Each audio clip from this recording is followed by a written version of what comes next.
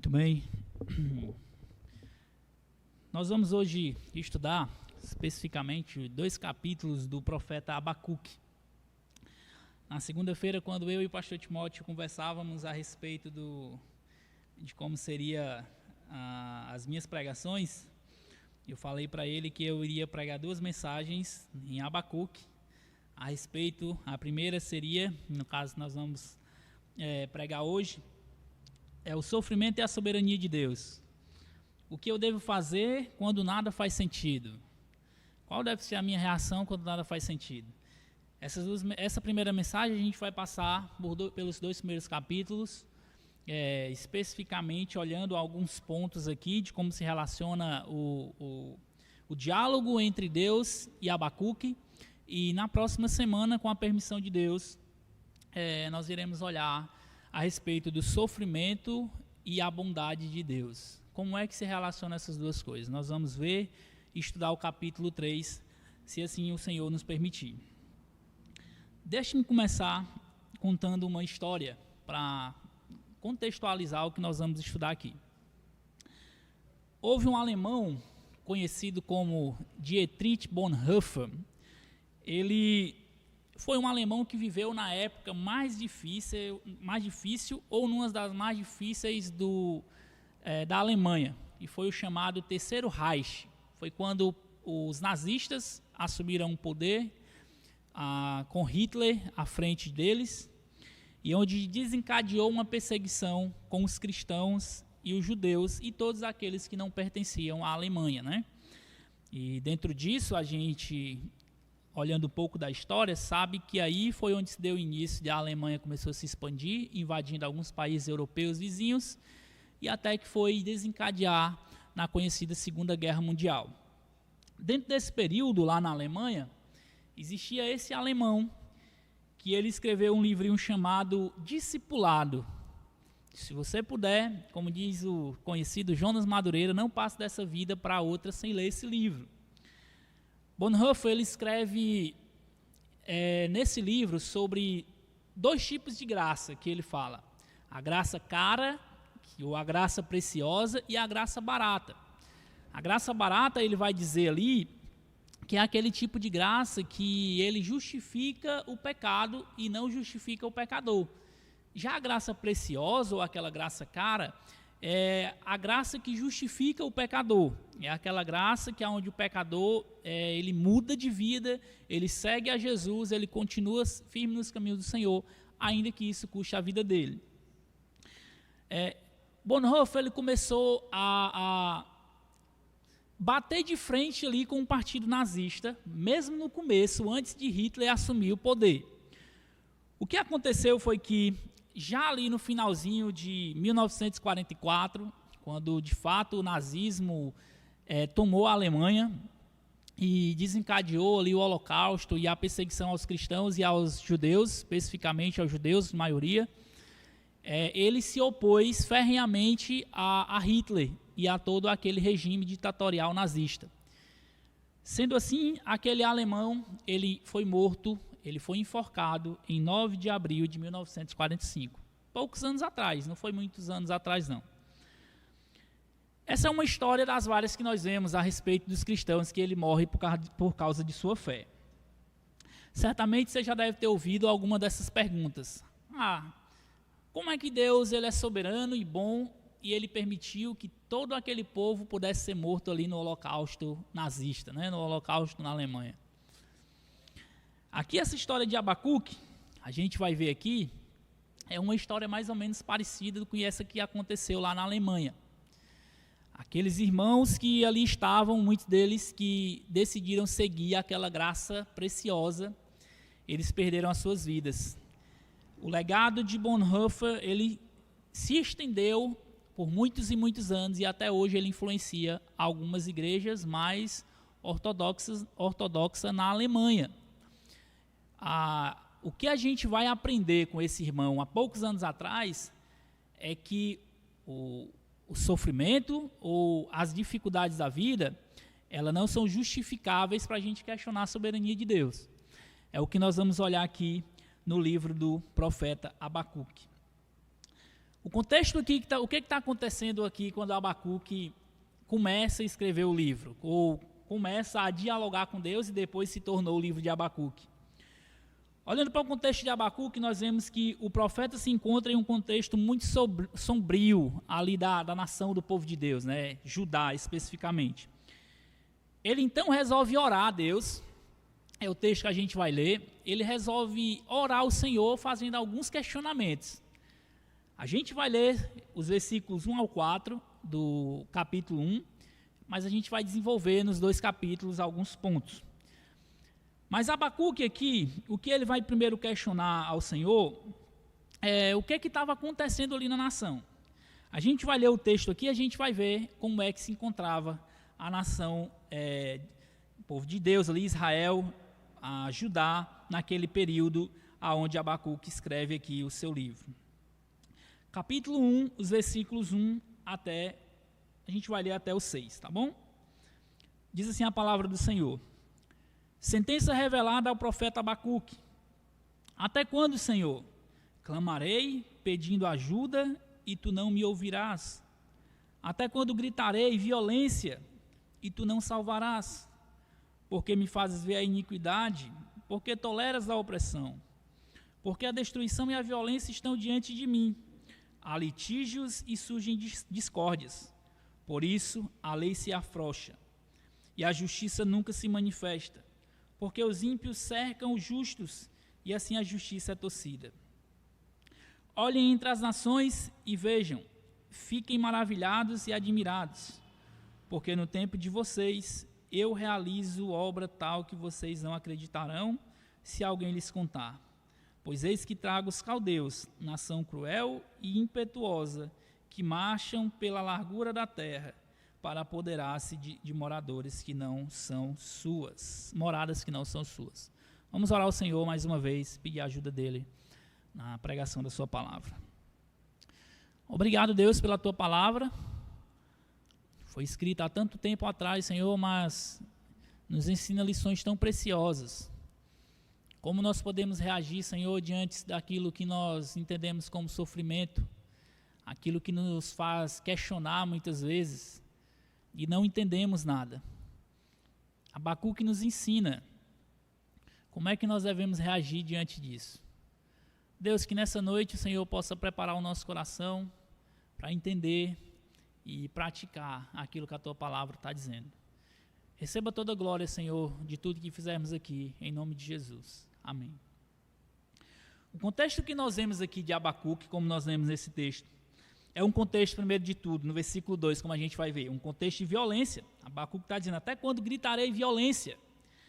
A gente vê ainda também um contexto de iniquidade e opressão, no versículo 3, a parte A. Na parte B, a gente vê que há litígios e discórdia no meio do povo de Deus.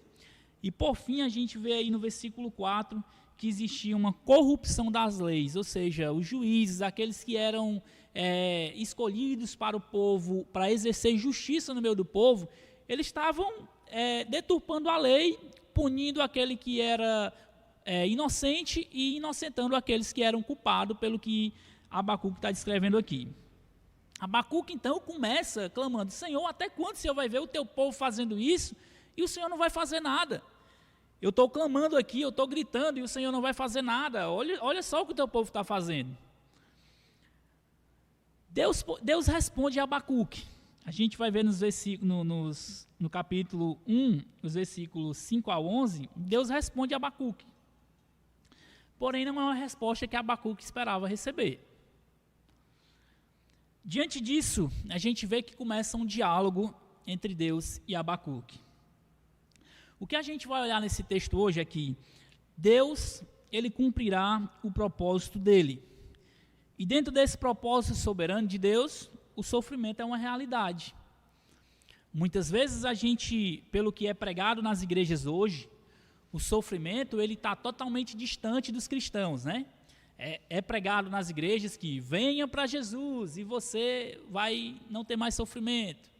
Venha para Jesus, faça isso, faça aquilo por Deus que o seu sofrimento vai acabar. Mas olhando as Escrituras, a realidade não é essa. O propósito de Deus ele está se desenrolando no mundo.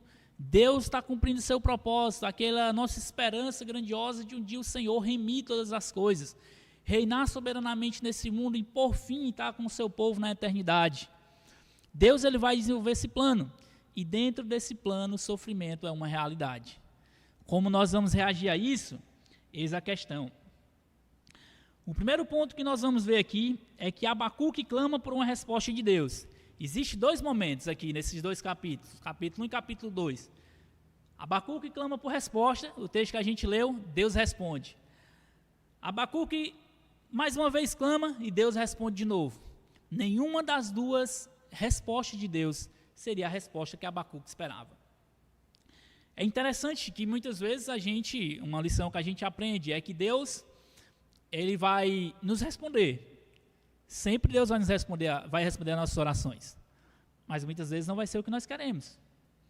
A questão é que nós oramos de uma maneira egoísta.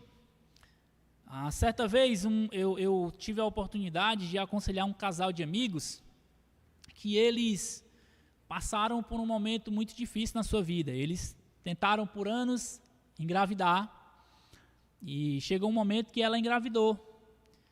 Acho que estava mais ou menos uns 6 anos de casados e passaram dos últimos 4 anos tentando ter um bebê. E ela engravidou. Mais ou menos 6 semanas ela perdeu esse bebê. E nunca mais ela conseguiu engravidar.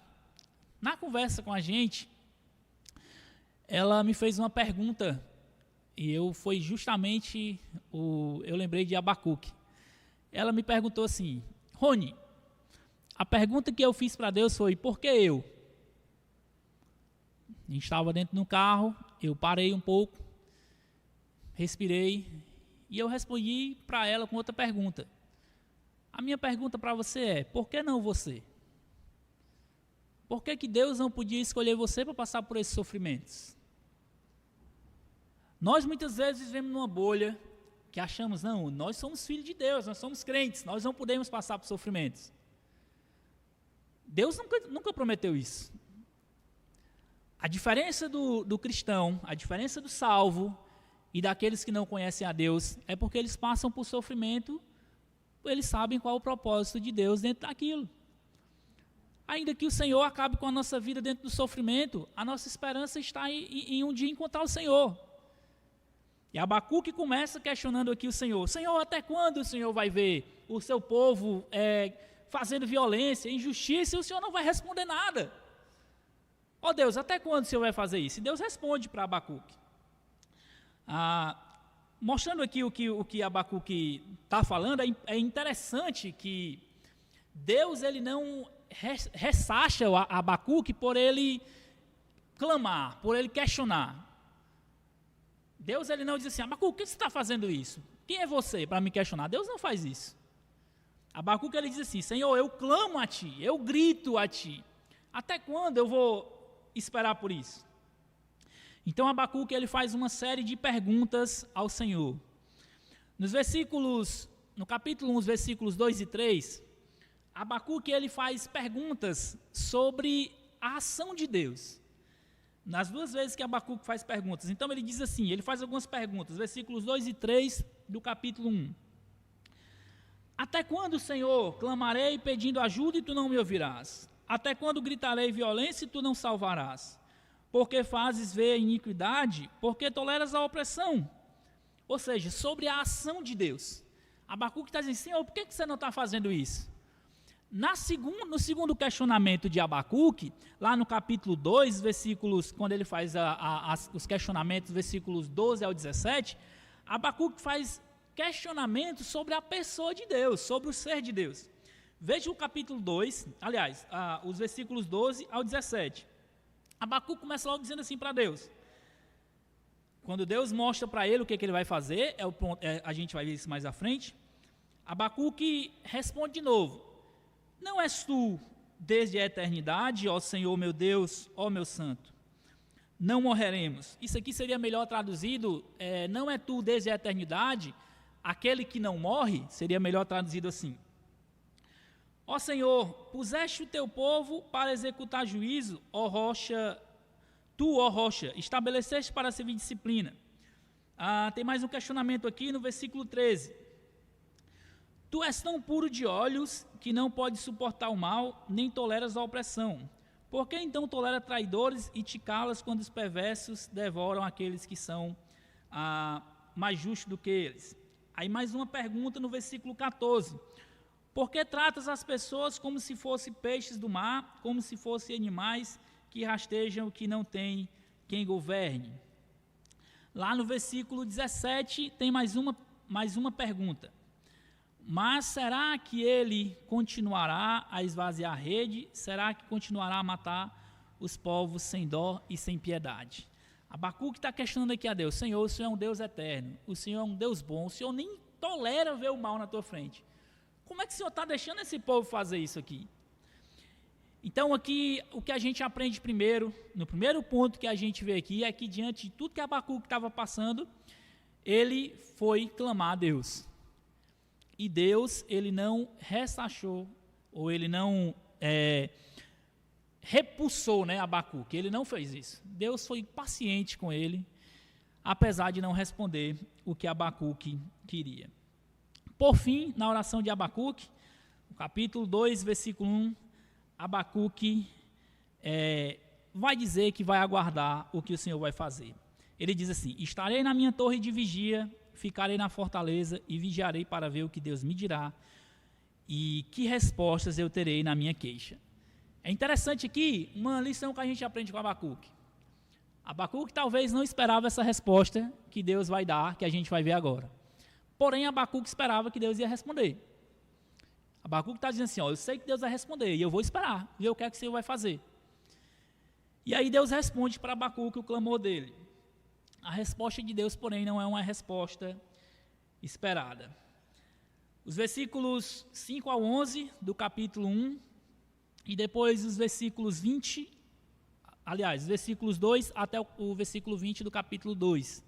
São dois trechos de resposta de Deus. Primeiro de tudo é que a gente vê aqui algo que talvez não seria tão agradável para a gente. Versículo 5 diz assim: olhem entre as nações e vejam, fiquem maravilhados e admirados, porque no tempo de vocês eu realizo obra tal que vocês não acreditarão se alguém lhes contar. Pois eis que trago os caldeus, nação cruel e impetuosa, que marcha pela largura da terra para apoderar-se de moradas que não são suas. A resposta de Deus aqui para Abacuque é: ei, Abacuque, encosta aqui que eu vou te dizer. Olha e veja o que eu vou fazer. Eu vou fazer algo que ninguém vai acreditar.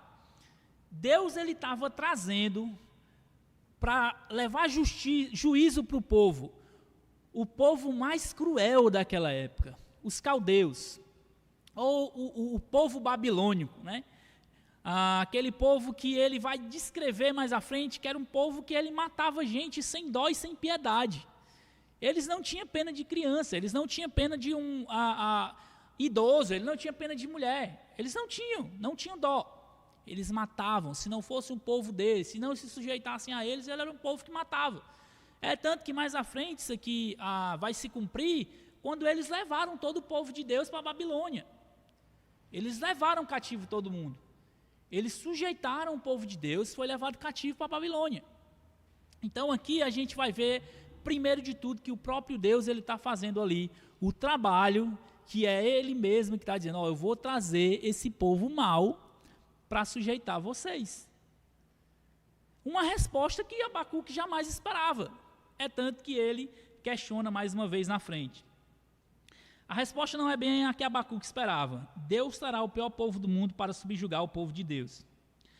Mesmo em meio àquele possível caos, Deus permanece onde sempre esteve, no comando de tudo. O versículo 20 do capítulo 2 diz assim: o Senhor, porém, está no seu santo templo, cale-se diante dele toda a terra.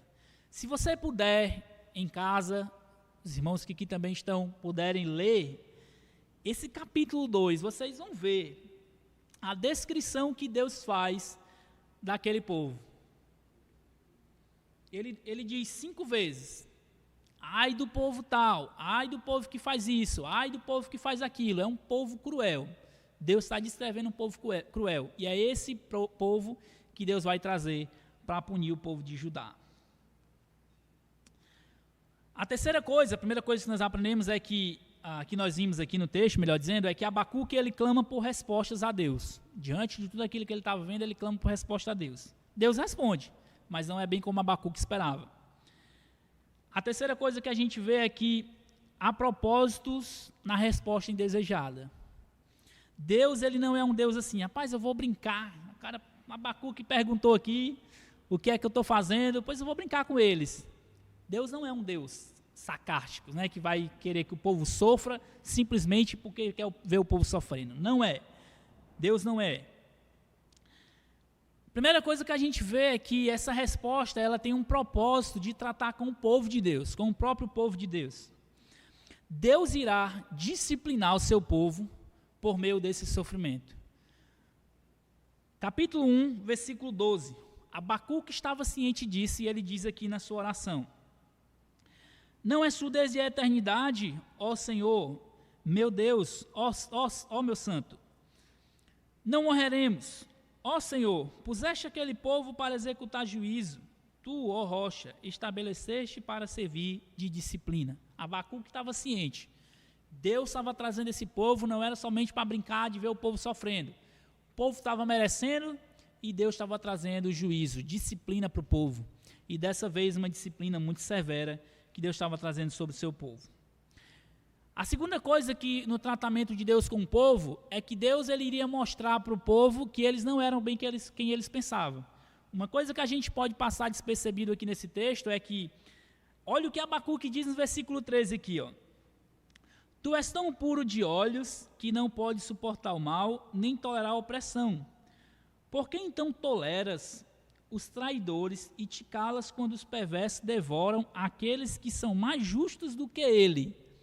Olha aqui o que Abacuque estava pensando. Mas Deus, nós somos mais justos do que esse povo.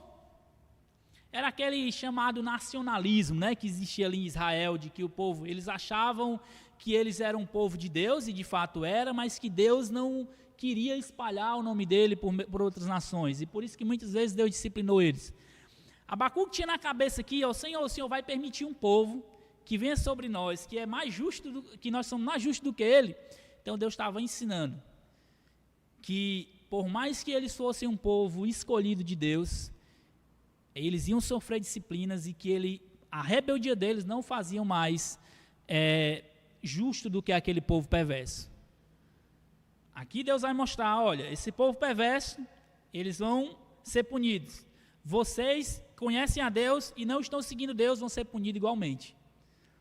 Deus estava tratando com o povo, mostrando duas coisas. Ele vai disciplinar e vocês não são bem o que vocês pensam. Deus está mostrando isso para Abacuque. A segunda coisa é que os propósitos de Deus também era para punir aquelas pessoas, aqueles inimigos. Deus iria trazer justiça ou juízo sobre eles. Há um propósito por trás de tudo isso. Deus não é um Deus que simplesmente está brincando ali de fazer o povo sofrer. Veja o versículo 11 do capítulo 1. Diz assim: então passam como o vento e seguem adiante. Tornam-se culpados estes cujo Deus é a própria força. Ou seja, eles estão vindo ali para massacrar o povo de Deus, mas Deus está dizendo, esse povo ele vai se tornar culpado pelo que eles estão fazendo. A segunda coisa é que Deus ele se fará conhecido por meio da justiça ou do juízo que ele vai executar. Versículo 14 do capítulo 2. Veja o versículo 14, diz assim: porque a terra se encherá do conhecimento e da glória do Senhor, como as águas cobrem o mar. O que o Senhor está dizendo aqui, até isso a gente pode apontar lá para o Salmo 67, é que por meio daquela punição, do juízo e da justiça de Deus, o nome do Senhor se fará conhecido no meio de todo mundo. Mesmo no meio de um caos aquele, o Senhor ele está com o propósito de fazer o nome dele ser espalhado no meio do mundo. E o terceiro propósito de Deus para com os inimigos é que Deus executará juízo sobre aquele povo.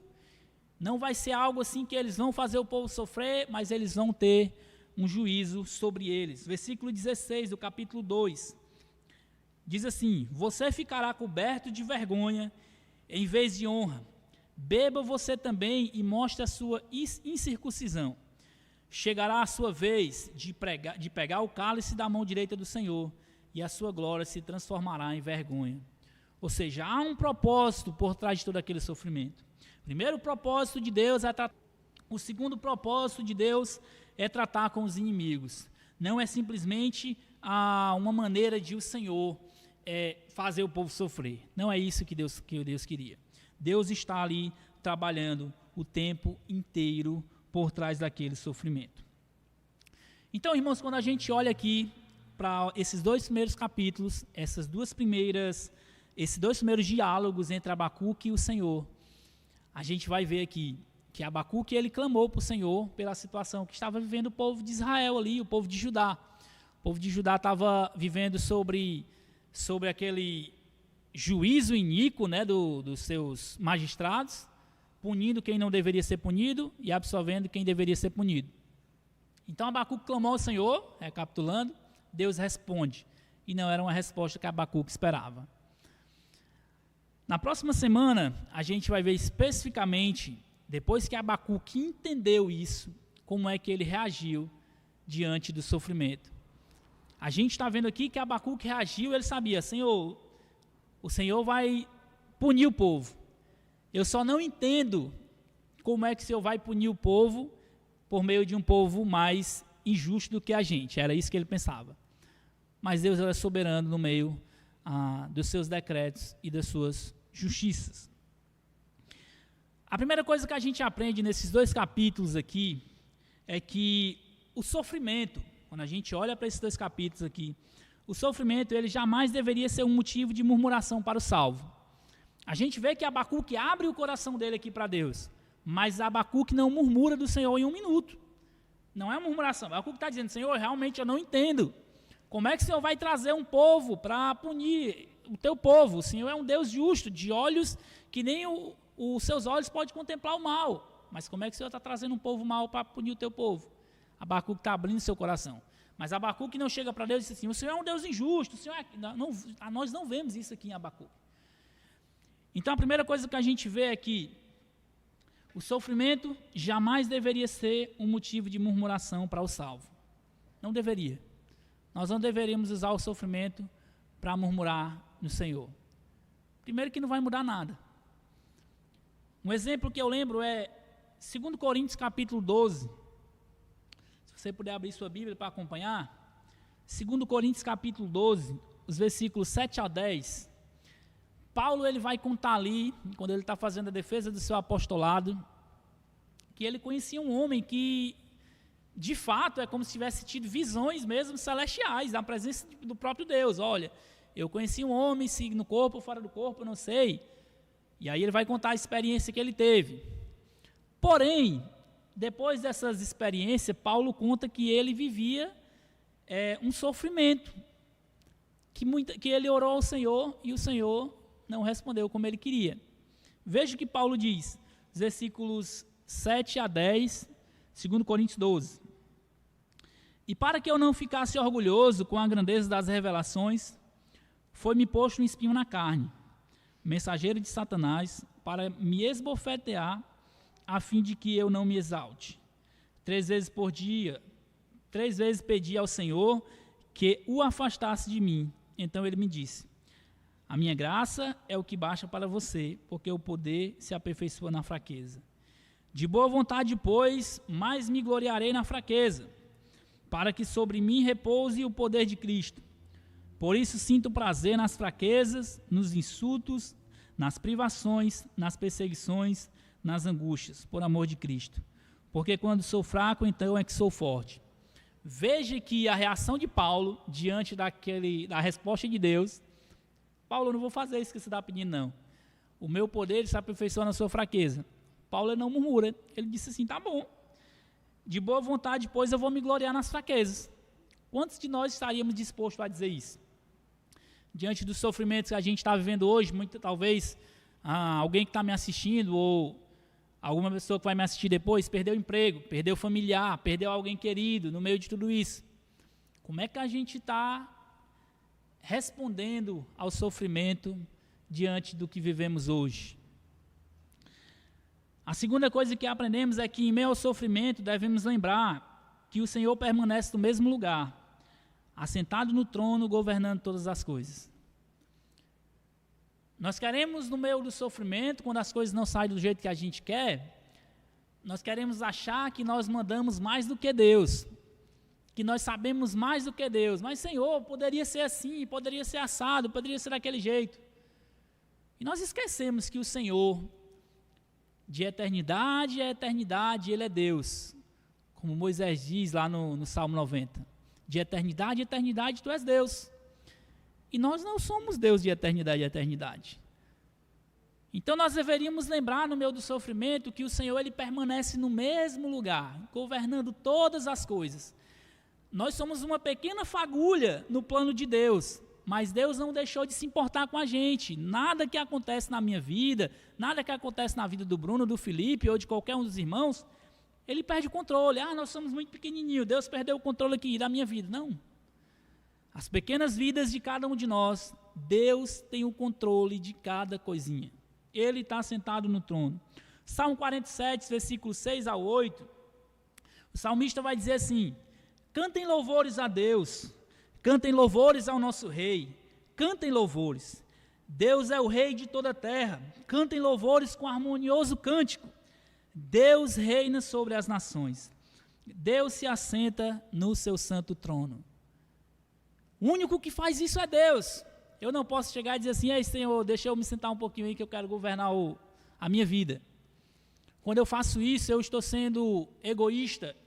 Os meus desejos estão tomando conta do meu coração e aquilo que eu desejo se tornou um ídolo para mim.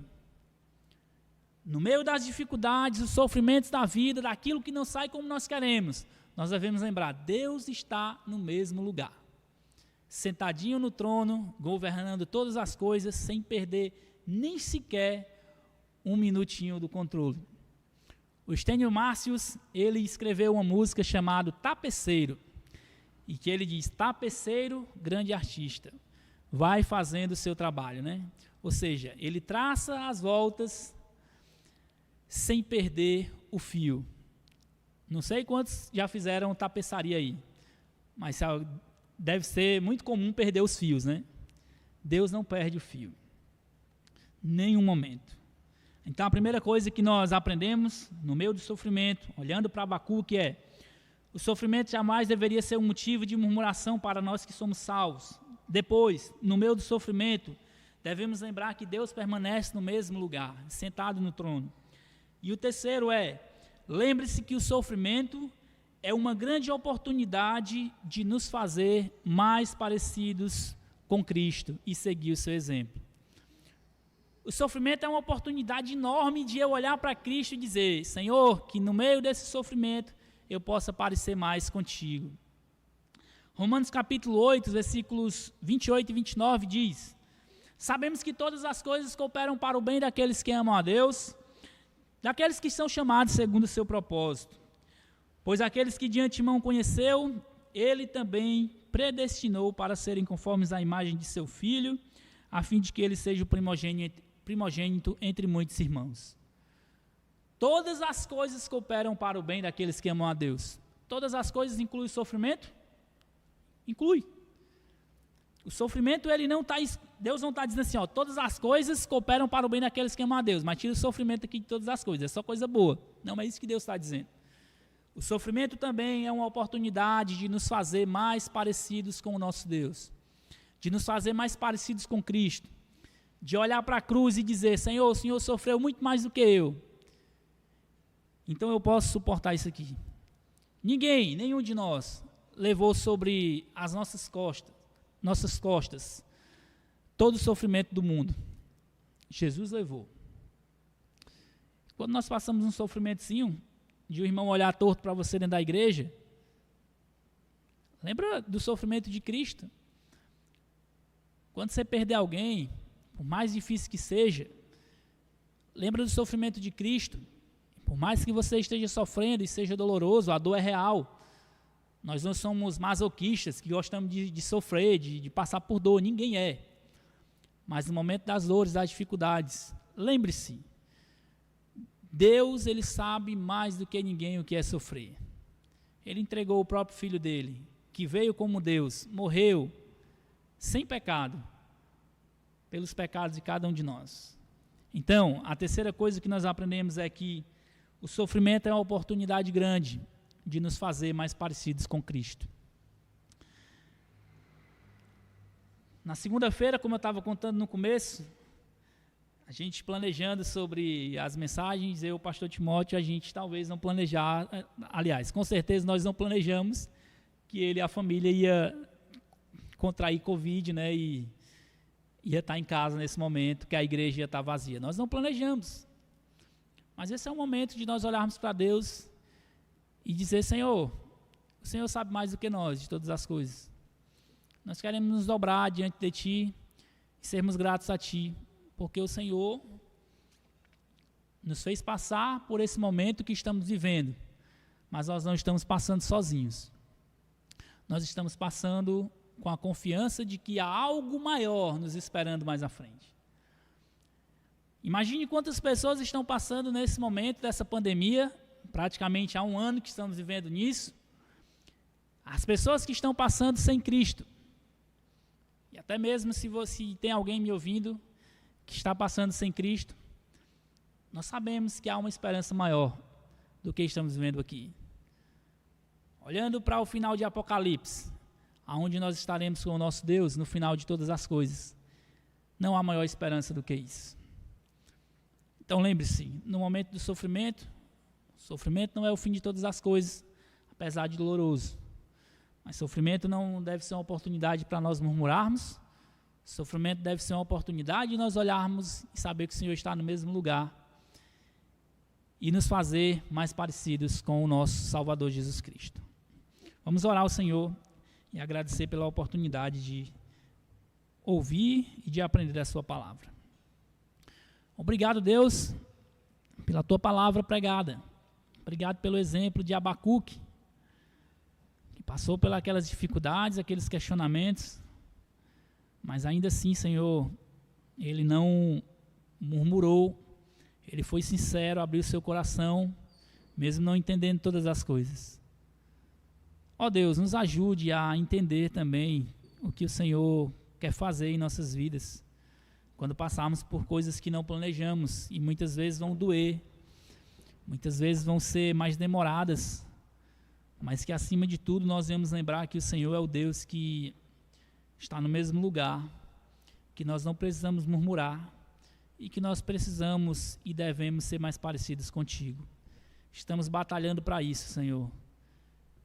Deus, mesmo no meio do plano soberano do Senhor, que nós acreditamos que é um plano bom, o sofrimento ele está lá, é real, e nós iremos em algum momento passar por isso, ou se passamos, que venhamos a aprender com tudo isso.